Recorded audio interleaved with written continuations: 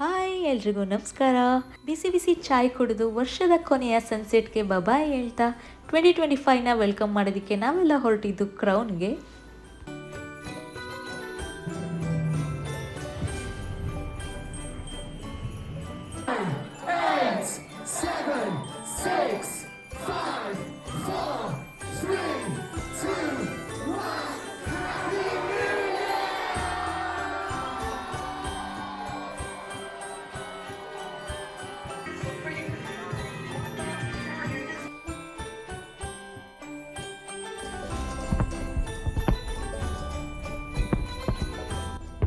Fire ವರ್ಕ್ಸಿಂದ ನಮ್ಮ ಡೇನ end ಮಾಡಿದ್ವಿ, start ಮಾಡಿದ್ವಿ.